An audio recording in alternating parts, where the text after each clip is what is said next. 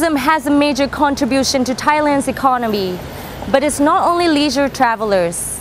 Thailand is also leading Asia as a medical tourism destination. The number of medical tourists has been steadily increasing since the early 2000s. But I couldn't help but wonder, how has the political unrest in North Africa and Arab countries affecting medical tourism business in Thailand, given that patients from that region are a significant portion of millions of medical tourists that come here each year? But why Thailand has become the destination for the medical tourists? It's undeniable that we are living in a time where government interference in the free market and healthcare is at an all-time low. Unable to depend on state healthcare systems, people in many parts of the world have to resort to utilizing their own private resources for the operations and treatments they need.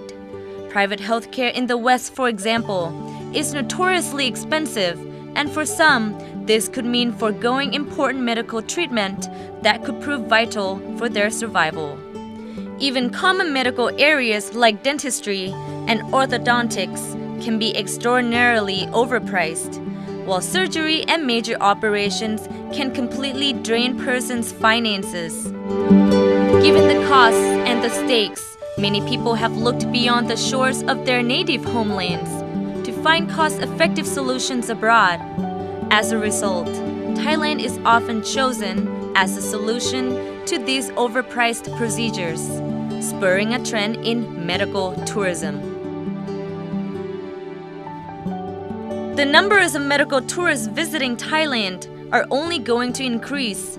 Widely used estimates suggest that the number of medical tourists has risen from 500,000 in 2001 to over 1.4 million in 2009. Most of this increase was achieved in the last 5 years and is currently generating an income to Thailand of around $2 billion. The majority of this industry coming from the Middle East and Europe, with the Middle East accounting for over 50% of the total. Last year we had 118,000 heads or medical tourists from pretty much all corners of the world. The majority of the patients came from the Middle East and North African region, which was about 35–40%. Other strong areas where we recruit patients are Southeast Asia, Europe, Australia, and East Asia. With a triple disaster in Japan, 60% of Japanese inpatients have steadily been increased, while the political unrest in North Africa and Arab countries has affected medical tourism sector in Thailand. For the Middle East, not so much, because the Middle Eastern countries or Gulf region countries are still fairly stable, with the exception of Bahrain, which is a smaller market, and to some extent Oman. Where we really feel an effect is in Libya and in Egypt, which those two countries we actually had a lot of activities over the last year in order to open the market. We were in process of signing very lucrative corporate and private contracts, but of course because of the war situation in Libya and the revolution in Egypt, this has all come to a halt now. Mr. Kruer also added that there used to be 60 to 70 Egyptians a month last year, and a dozen from Libya, and now none. Nonetheless, other countries within the same region, such as the Gulf Cooperation Council or GCC states, have not been affected by the political unrest as far as getting treatment in Thailand. Perhaps part of it is due to the government's funding program for healthcare sector, even if it was abroad. GCC is a political and economic union which comprises of United Arab Emirates, Bahrain, Saudi Arabia, Oman, Qatar, and Kuwait.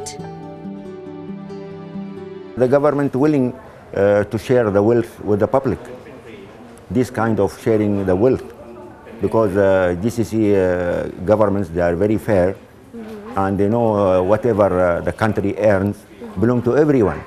So free education, free health and treatment, free housing and employment for all the nationals, it comes from sharing of the wealth. So that's why, thank God, we don't have any unrest around, because everybody happy.